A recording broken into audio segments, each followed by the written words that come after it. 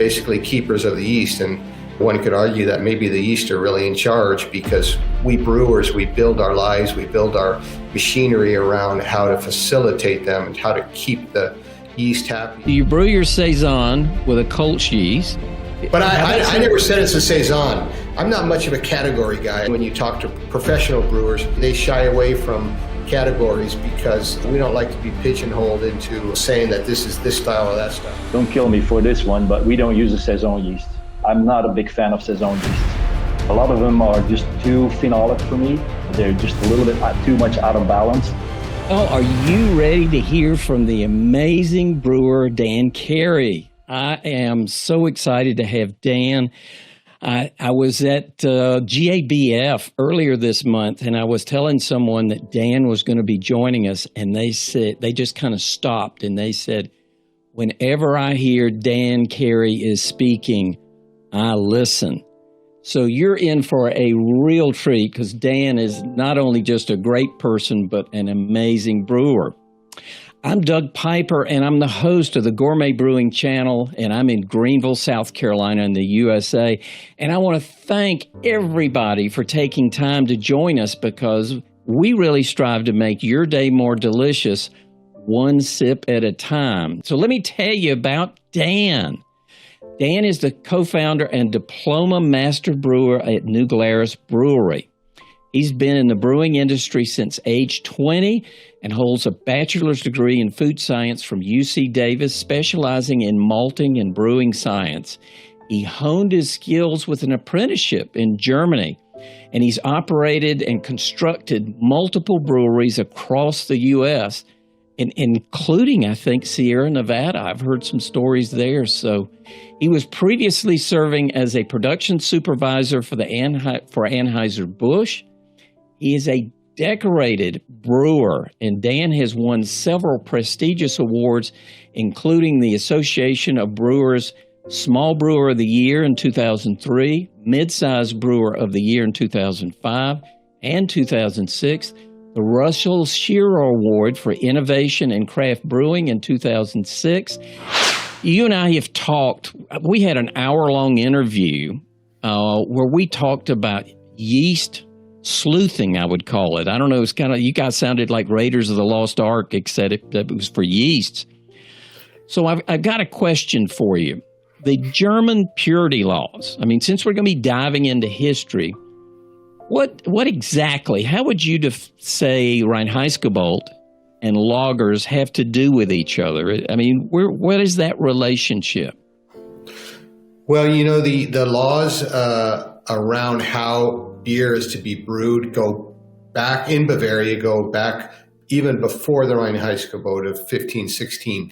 But in general, other than collecting taxes, they're all about the purity of beer. And so one of the ideas was that beer had to be brewed, lager beer had to be brewed in the wintertime, because in those days, beer brewed in the summertime spoiled often. So the government was trying to force brewers to make beer only in the wintertime. And this coupled with the Little Ice Age, which was a period of extreme cold weather in Europe in about 1300 to 1800, that there was then a natural selection for yeast that was more capable of fermenting at cold temperatures. So lager beer probably would not have come about or become as popular as it is if it wasn't for the Little Ice Age and for the laws that required brewers to brew only in the wintertime.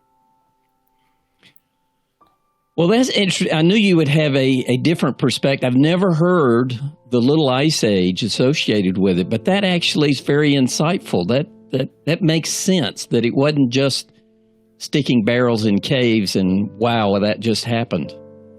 Well, you know, the weather was cold, and obviously brewing in the heat of summer meant that beer was prone to souring. So brewing in caves with ice, you had to have ice available. So I think it kind of all just was a perfect storm of events. You know, in England, of course, they experienced also the Little Ice Age, but they didn't have nearly as much ice. So you read in the old literature that brewers in England basically used a really high hopping rate to stabilize against bacteria, against lactobacillus souring, whereas the continental brewers, because they had ice, they opted for using ice to stabilize their beer. So you can either ferment really cold or you can have an extremely high hop rate. And in those days, English beer, IPAs of the day, had really high hop rates. And people wrote about the cost of high hopping versus the cost of ice, which was more economical. That was a debate. Well, and it's speaking of that, so what is the difference? How would you define, as a master brewer, the difference between an ale and a lager? It's not just the yeast, is it? Well, that's kind of a rabbit hole, big question. But I guess I could start by saying what the difference is not. The difference is not about flavor. It's not about one being fruity and one not being fruity. It's not about color. Certainly, you can have amber and dark lager beers, and you can have golden ales. Of course, lager is a German word. It means to store or to age. So historically, lager beers were beers that went through an extended period of cold aging as part of their process, and ales, on the other hand, did not go through a cold period. Although there's certainly always exceptions to the rules. And normally ales are thought of as top fermented yeast, and lagers are bottom fermented yeast. But again, nowadays there's more exceptions to the rule than they are that adhere to the rule. Well, and I run into this a lot. Speaking of that, so a lot of people just seem to say Pilsner instead of beer, and I don't know that they always mean what a master brewer understands a Pilsner, because that's a pretty defined thing. So how would you define the difference between a lager and a Pilsner? Again, it depends on who you talk to, but what you're interested in, what I would say. So certainly a Pilsner is a type of lager. I mentioned that lagers can be any color, any strength, any flavor. So lagers can be things like Bock beers and Märtzens, Fest beers, pale Bock beers, et cetera, et cetera. So Pilsner is a type of lager beer, and it's named after the town of Pilsen, where it was invented. Pilsen is in Bohemia. So a beer or a person or anything from the town of Pilsen in the German language would be a Pilsner. So a beer from the town of Pilsen is called a Pilsner, just like a beer from the town of Budweis, which is also the German name of a Bohemian town, is a Budweiser beer. But over time, Pilsners were invented in 1842 and have pretty much taken over the world. I would imagine 90% plus beers in the world are of this golden style beer. But now there are many, many subcategories. So when I think of a Pilsner beer, I'm thinking of the beer mainly Pilsner Urquell. And if you're in Czech Republic, a Pilsner means Pilsner Urquell. In Germany, you also have Pils beer. A agreement was made in court that Germans would not call their beer Pilsners. They call them Pils. Then you come to America or some of the more New World countries, you have a modern American-style Pilsner that's usually made with adjuncts, which is golden, pale in color, but has, over the years, somewhat drifted apart from the original style of beer from the city of Pilsen. But if you're in Czech Republic and you order a Pilsner, you're going to get a Pilsner Urquell. That's for sure. So in Czech Republic, a lager beer would be what we would call a Pilsner, and hence the confusion. Well, I think it's a fun thing because there's a lot of interesting history behind both of them. And that's kind of where I'd like to take our conversation next, because there's a tendency to think, when people were brewing and they made stuff out of wood and they were brewing with, even brewed with rocks. Yes. I think there's a tendency to look at that as primitive and that they weren't as bright as modern day brewers. Mm-hmm. Do you agree with that? How did lager yeasts get created by these maybe primitive people? They were far from primitive. Actually, a famous barley breeder, Harry Harlan, in his book, My Life with, I think it's called My Life with Barley, he argues that the people, our predecessors, our ancestors, were actually smarter than we are because they were able to domesticate wheat and rye and corn and horses and cows and ducks and chickens and things like not zebras. So this work was done thousands and thousands of years ago by people that figured out what to eat and what could be crossbred and how to take a grass and turn it into something to turn bread and beer into. So in a lot of ways, these people were probably more clever. They didn't have the internet. They didn't have universities. They just did it by simple observation. So I would argue that these people were far from primitive. They were probably a lot more capable than the modern person is. But I guess to get into, to answer your question, where do lager yeast come from? Lager yeast is a relatively new thing. It's been around for some hundreds of years, maybe 500 years or so. It's a hybrid of two yeasts. It's a hybrid of ale yeast and a wild yeast called Saccharomyces eubayanus that is a very cold tolerant yeast, and it was a fortuitous hybridization that happened at least once and probably many times in breweries. Lager beer has been around since probably the 1400s or the 1500s, or maybe long before that. Before Carlsberg did their work in the 1880s, all yeast was a blend of yeast. It wasn't a single culture, so there was no pure yeast. It was a blend of all kinds of different microorganisms, and certainly that would have led to complexity of beer because lots of different microorganisms working together, and that was maybe lost with the work in Carlsberg when the single cell propagation was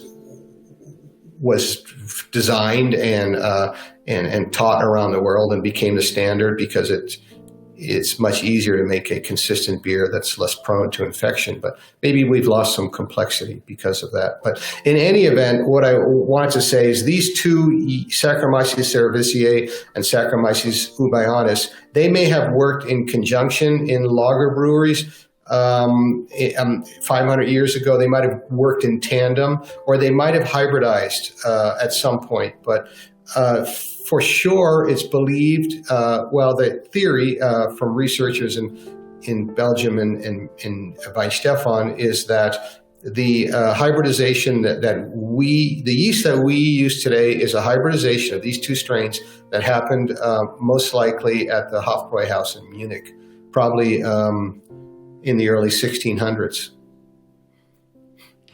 Wow. So essentially, is it because, we tried to eliminate all these wild yeasts, and we had to do that through science and separating and cloning or duplicating the yeast. But did the cold, in effect, create, I guess you would call that a self-selection, because the only ones that could survive would lager, and everything else was killed off purely because of the cold?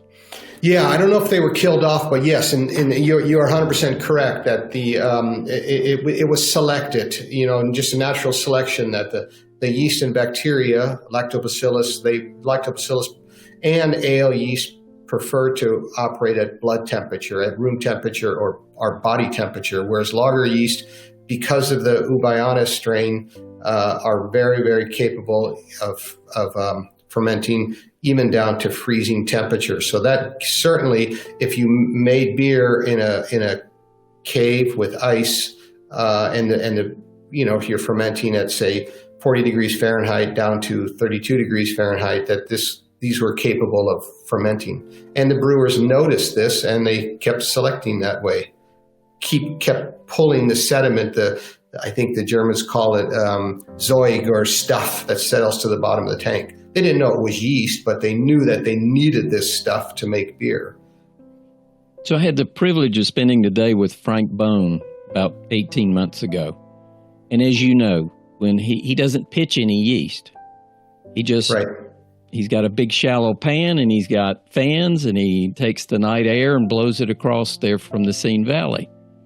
So Yes. his yeast and other critters, I guess, are found in nature. I mean, it's literally in his backyard.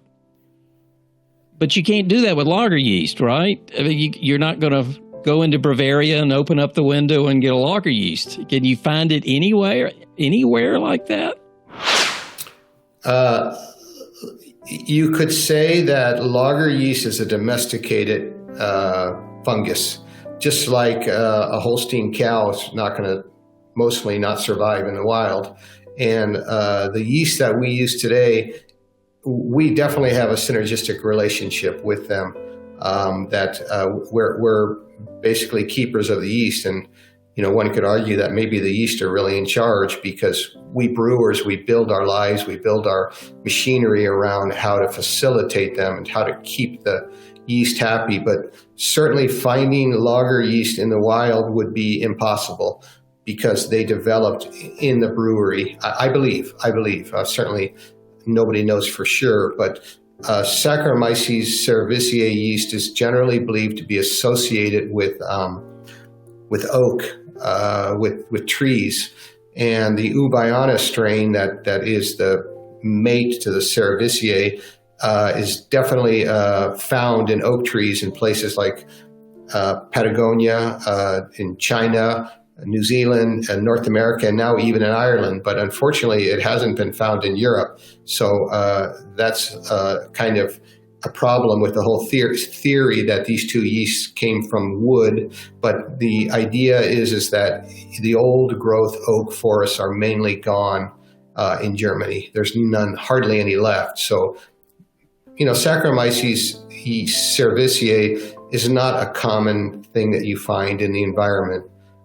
It's something that it's in grapes. It's on grapes. But it's not, you would not open the windows. And if you open the windows, you would have like a spontaneously fermented lambic beer. But you're actually putting some time and probably, I guess, your finances into help finding maybe the origins of the lager yeast. Aren't you working with Weihenstephan and Matthias Hutzler and doing Yep. some real research? What do you hope to gain from that? Let's say he goes and finds it in a tree in England, which answers a question that you were searching for, but so what? You find it in a tree in England, now you've got it. What does that mean for us in the beers going forward? Yeah, that's a good question. I would say that part of moving forward into the future is to understand where we came from. And that's why people are studying the Big Bang, for example. Where did we come from? And so to really understand the history of lager yeast is important for a few reasons. Number one, scientists pursue knowledge simply because they're passionate, but the people that fund this work don't do it because they're passionate. They hope to get something from it. We are at a unique time in the brewing industry because a lot of work is being done on yeast to try to understand how to extract more flavors, different flavors, novel flavors out of yeast. And if we think of lager brewing, 200, 300, 500 years ago, if we think about these mixed cultures, and all of this was lost at the pinch point, because the only lager yeast that survived to the modern time, the theory goes, it came from the Hofbrauhaus, the Hofbräuhaus in Munich. It went with Gabriel Sedlmayr to his new brewery, the Spaten Brewery in Munich, and from there he gave it to Carlsberg, and Carlsberg selected pure yeast cultures, the most good, well-fermenting, most balanced flavor, most well-behaved yeast. And then that became the standard from all lager yeast. So if you imagine all of these yeast were lost because only one made it into the modern age after 1883, that's why all lager yeasts are relatively the same. The amount we've only had, 140 years of time for mutation and change. So other than understanding the history for the sake of history, if we understand where our yeast comes from, maybe we can use some of those strains that are found to try to recreate some of those flavors that may have existed before the pinch point of 1883, when the single cell system was really adopted mostly around the world. So you're hoping there's a new deliciousness that maybe definitely. Lost.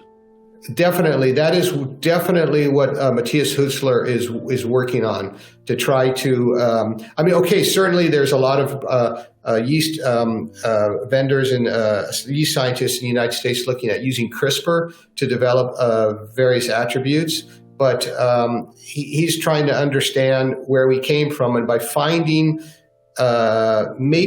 yeast in old breweries, whereas mainly what he looks for is going to old breweries, to old malt houses, and swabbing old equipment and old floors with the hope of finding novel yeast that maybe were lost with the advent of modern brewing. Well, because you have to admit that most of the lager yeast that are used today, there are differences, but they're much, much more the same than they are different.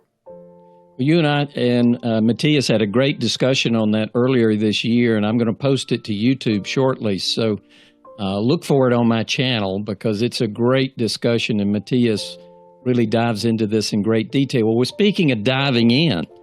Dan, I'm ready for a beer. Unfortunately, it's not a new Glarus, but I'd like to play a short video. I did an interview with the two brewers who developed this Octoberfest beer at Sierra Nevada, Scott Jennings and Ollie. I don't know that I can pronounce Ollie's last name. Weishola. Thank you. Weishola, yeah. And so I'm going to play that short clip while I pour mine right quick. And then, Dan, I'd be interested in your comments about what those two guys talk about. So, all right, I'm going to open my beer while we're listening. All right, here we go. Let me know if the audio's okay. It's quite pale, but not as light in color as many of the modern fest beers. It does have a little bit of a deeper golden to it. Some of the modern fest beers are very pale in color and very low in hop character. So since neither of us, I don't think, make anything that's low in hop character, we wanted to really put a lot of hops in it. So we got Cascade hops in there. This is a non-traditional hop for a fest beer, but that's very important to the character of Sierra Nevada. So we have some Cascade in there. We've got some, I would say, traditional German noble hop varieties in it, which are very traditional. But then, for a little Kehrwieder flair, maybe, we have some Ariana, which is, I don't know, a more recent, interesting aroma hop from Germany that gives a nice, somewhere between citrus and berry character. So, all right, so I've got mine poured.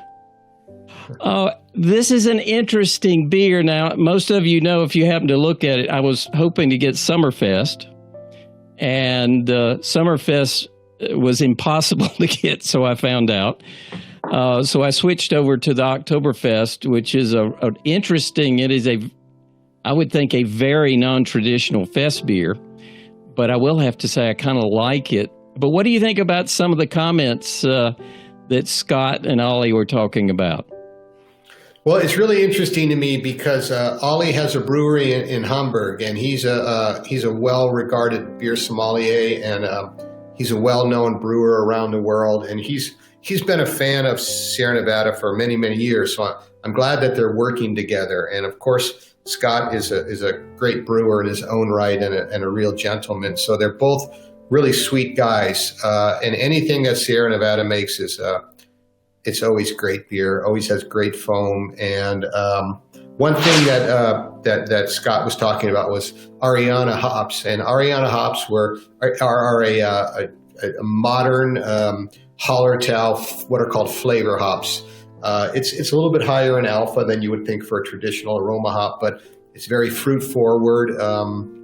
Bred at the Hull Institute to kind of compete against the assertively flavored American hops. But Ariana was actually named for Eric Toft. I think you guys know Eric Toft from the Schoenraum Brewery. He's originally from Wyoming, but he's brewmaster at the Schoenraum Brewery near Salzburg. Very, very well regarded brewery, making beautiful Helles and Pils beer. But his wife's name is Ariana, and so that hop was named after her. And this beer is a fest beer, but in typical Sierra Nevada Ollie fashion, they push the envelope and kind of modernize it because.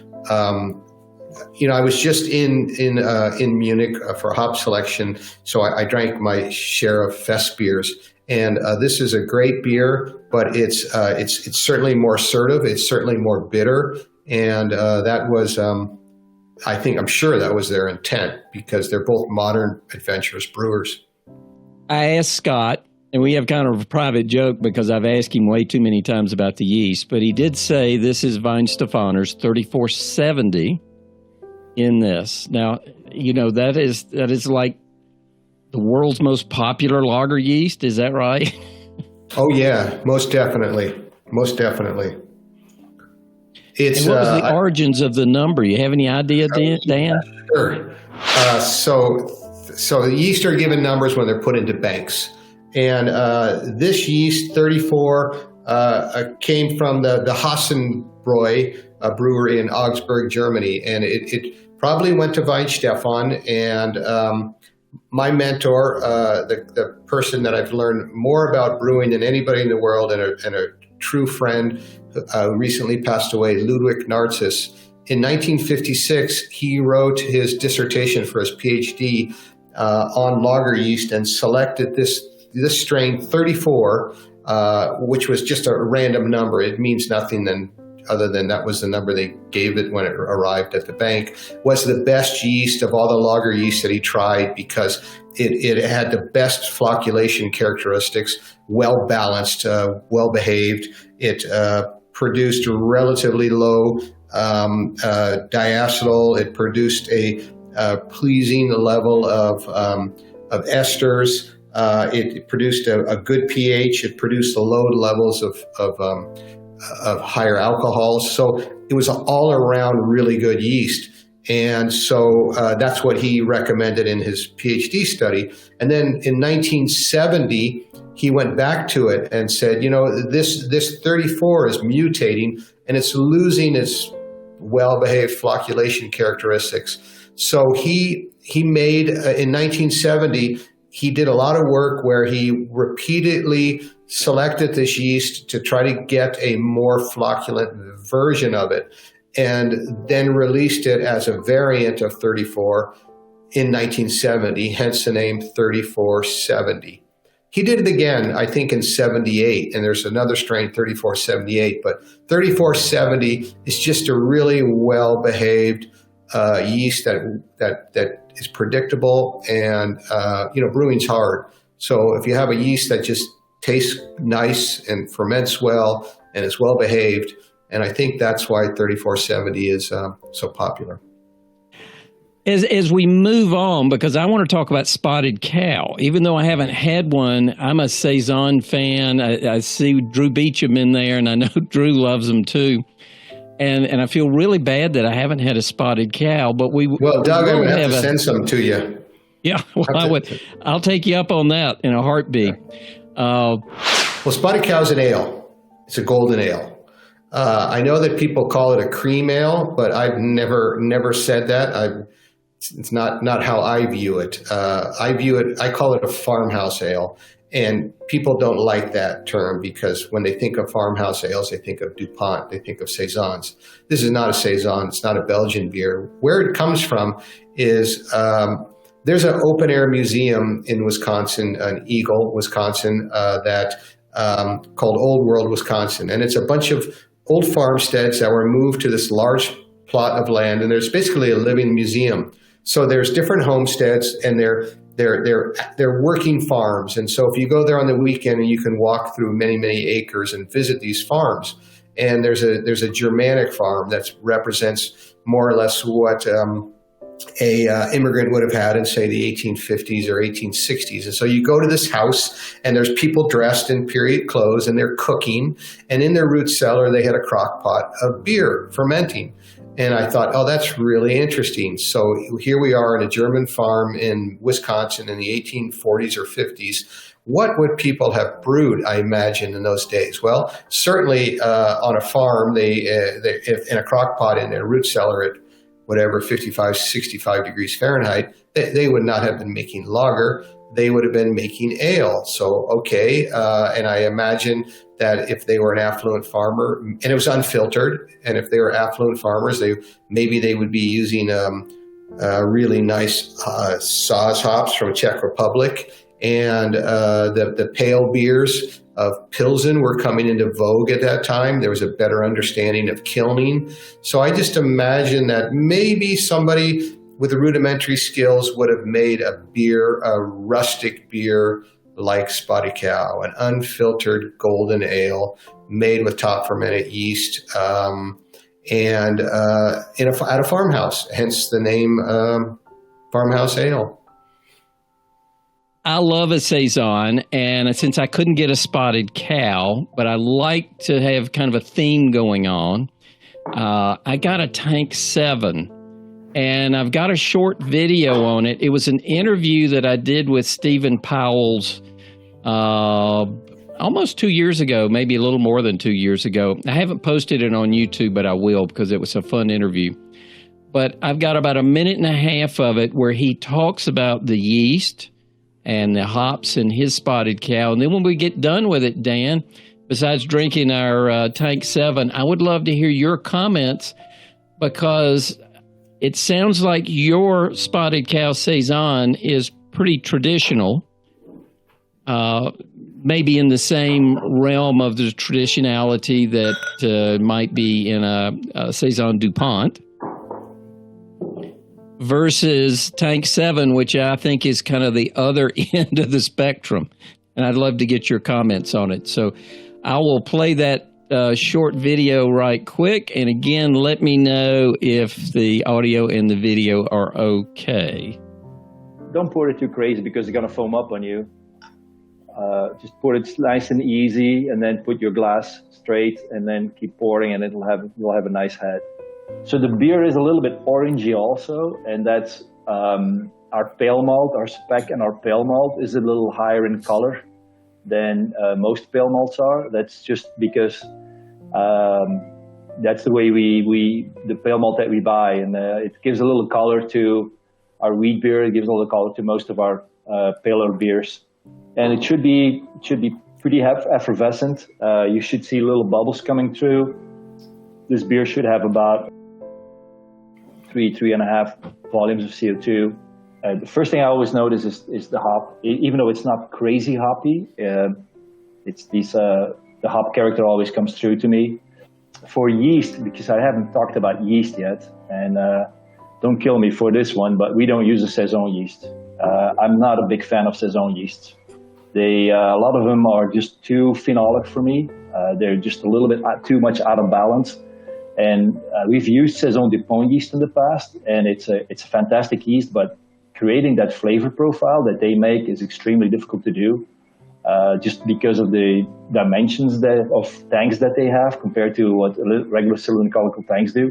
So we use a Belgian Abbey strain for this beer, which to me creates a nicer balance between the spicy phenolics and the fruitiness. And that's just what I like about this beer. We use this yeast also for quite a few other beers that we make. We use it in our 6 glass, which is quadruple. We used it in our triple that we used to make. It's one of those things as professional brewers, the things that we do, we try to make as many beers as we possibly can with one yeast strain, and don't make our lives just overcomplicated.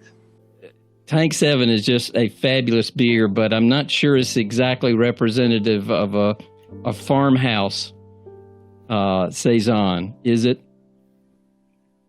I think it's a great beer. It's obviously made for drinking. That's a drinking beer right there. It's balanced because it's malty and sweet, but there's enough hop bitterness and yeast character to make it interesting. And yes, Steven's a great brewer, and of course he's from Belgium, so he's I would say it's a legit Saison beer because he says it is. You know, we Americans, when we think of Saison, we think of Saison Dupont, but that's only one beer. If you talk to someone like Yvan de Bertz from Brewery de la Seine in Brussels, he also makes a Saison beer, but it's more, in my opinion, not his words, it's more akin to like a lambic beer with a higher hopping rate.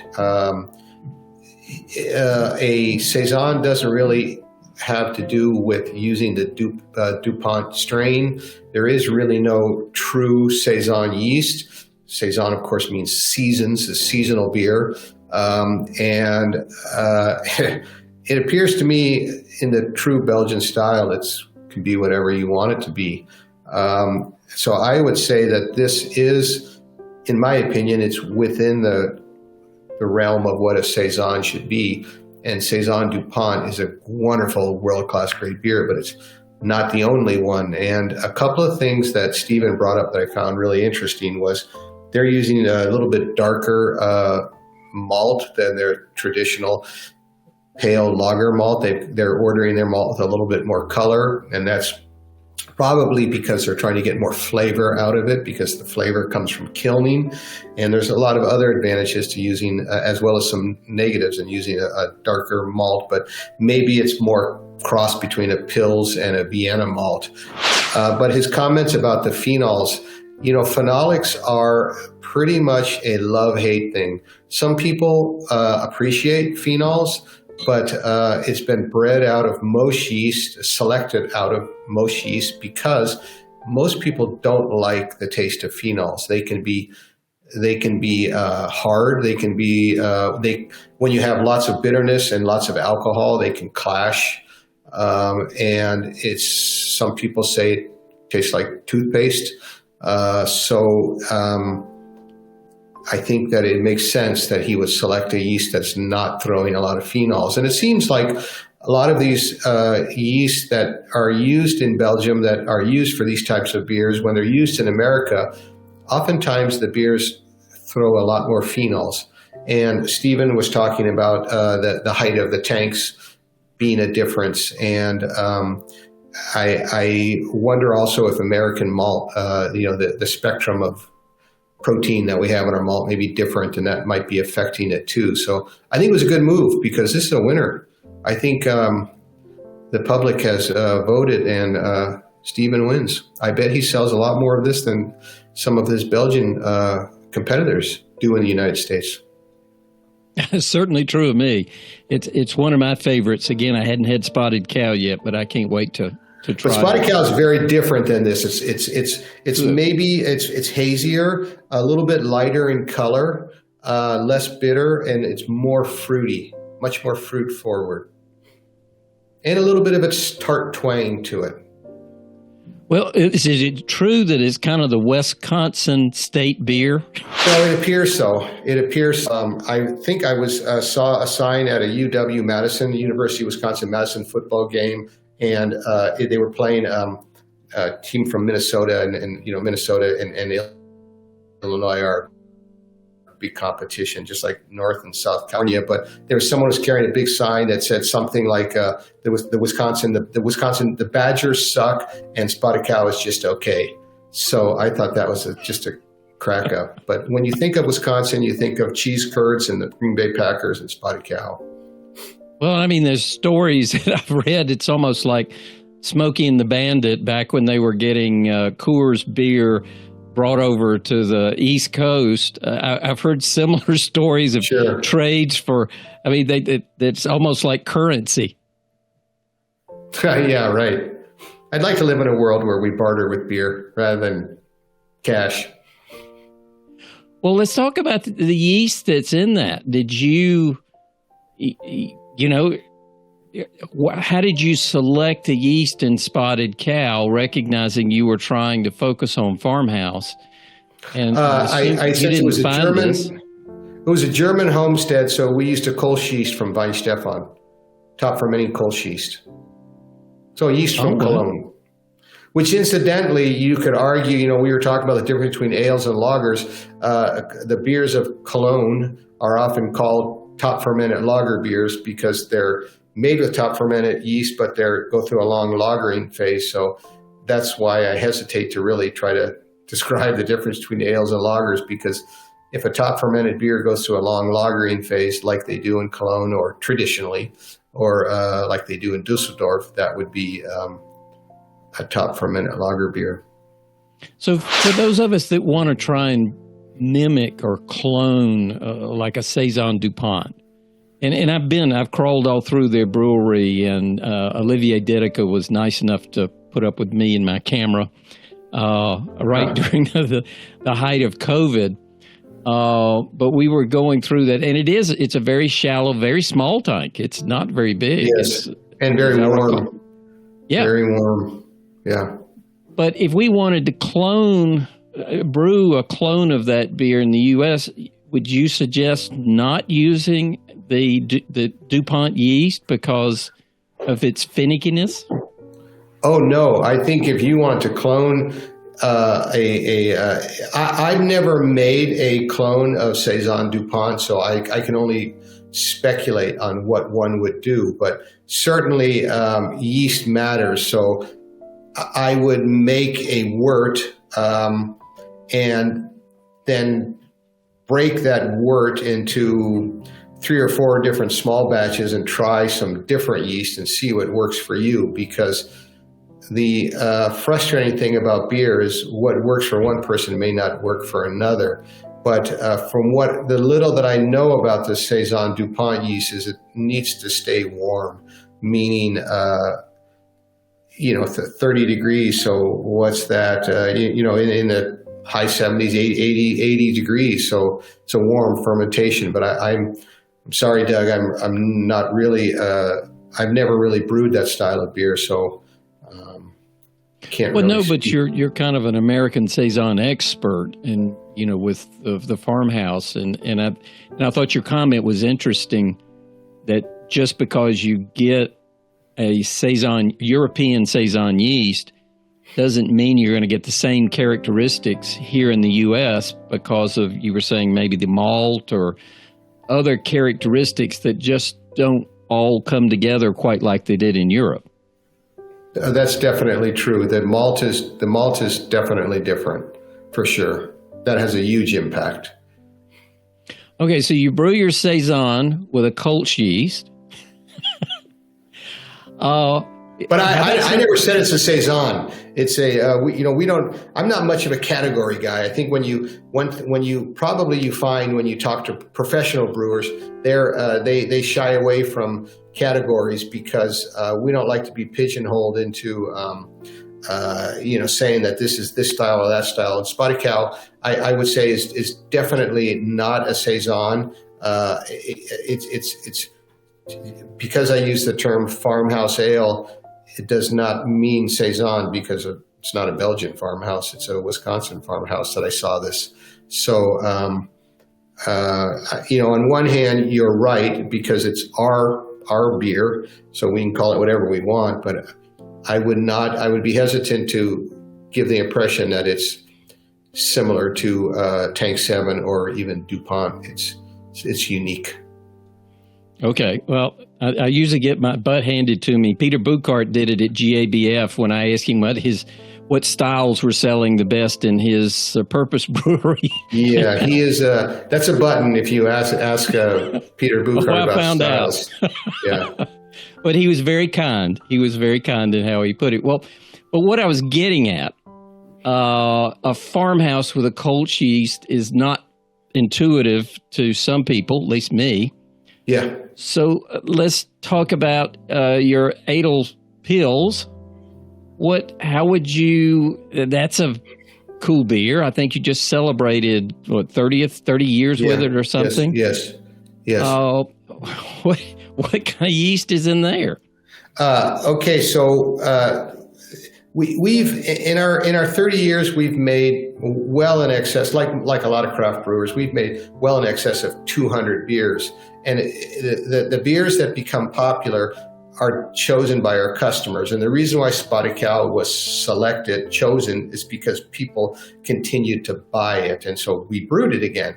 So it's not anything that we're selecting. We make 200 beers with as much love and passion as we can in each case, and then the customers decide what they want. But Spotted Cow came some years after we had opened. We started.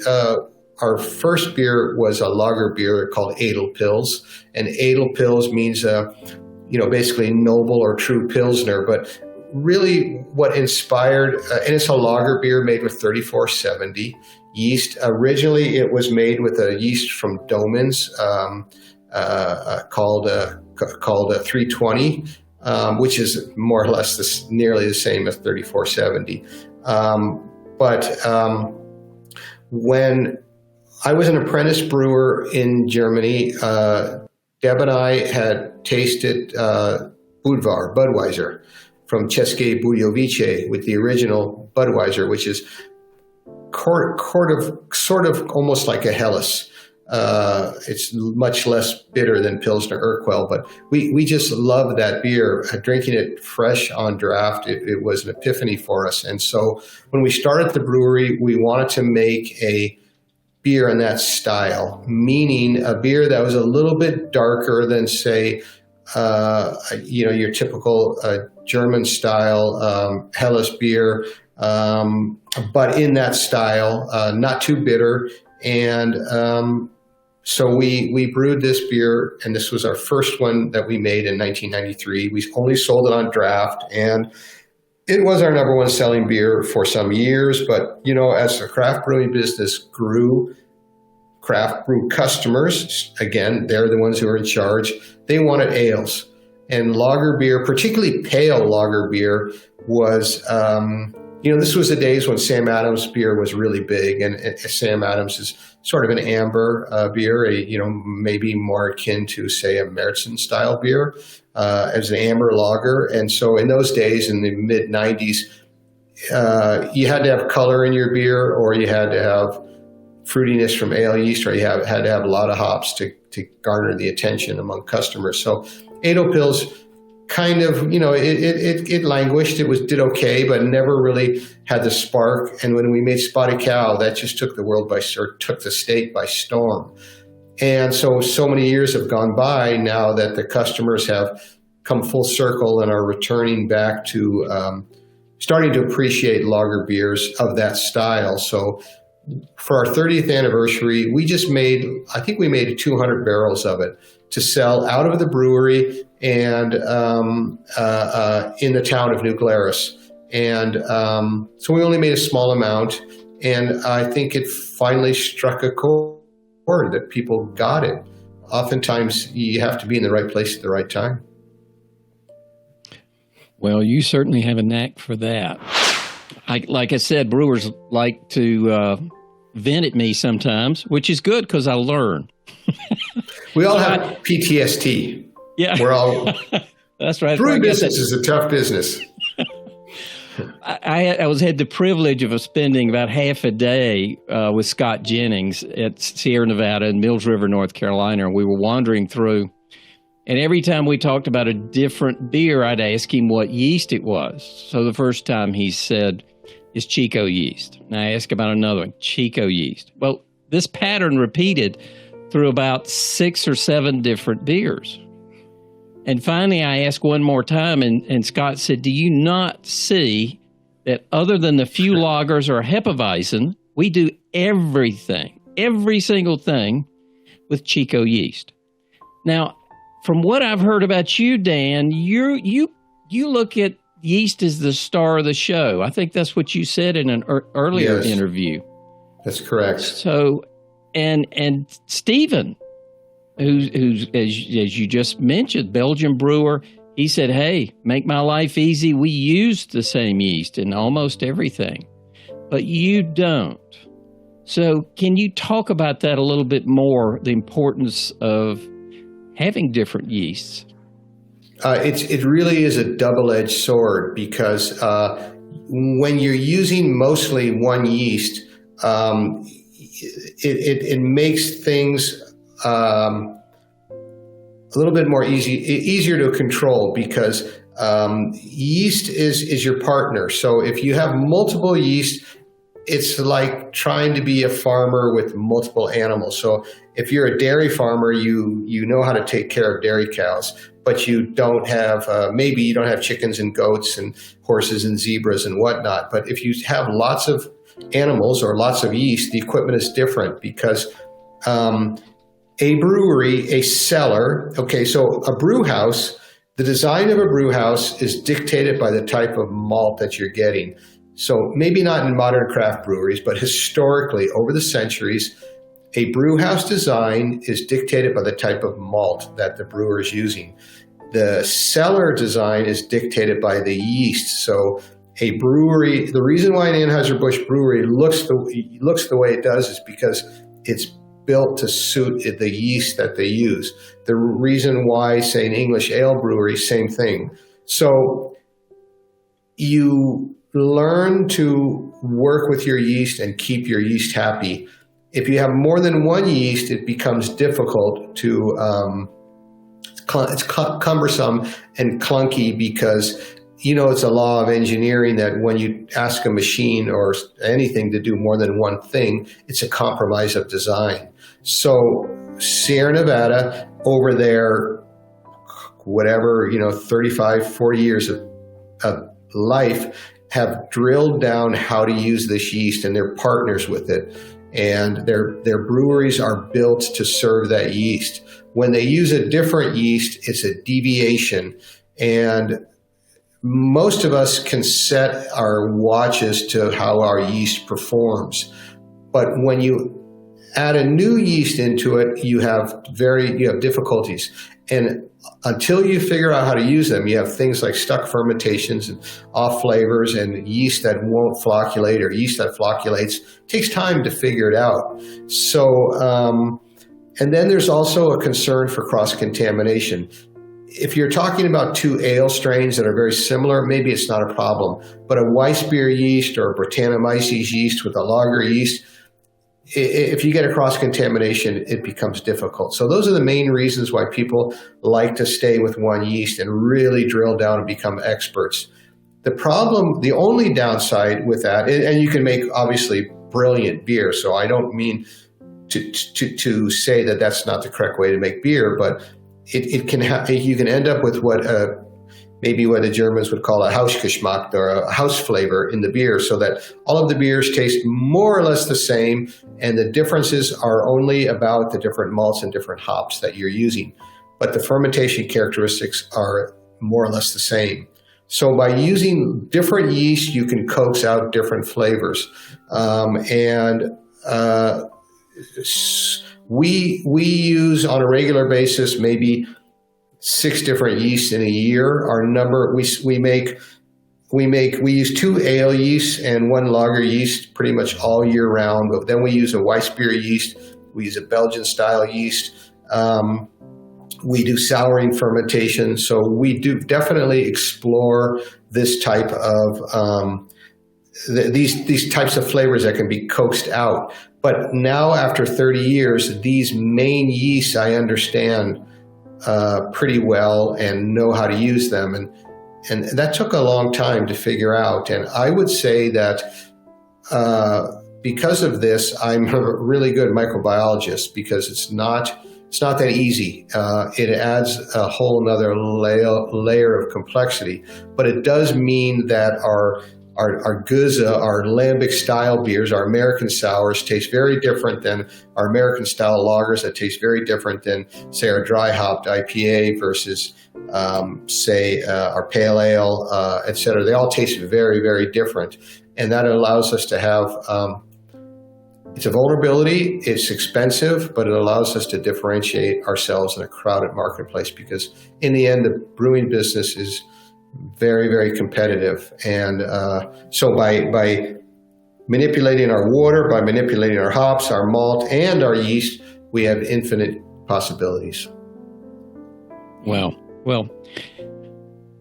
I enjoyed thoroughly our interview when we were talking to Matthias, and hopefully we can get that out on YouTube before long and let everybody else enjoy it too. So then there's some great details there. Thank you for doing this. Cheers. Cheers.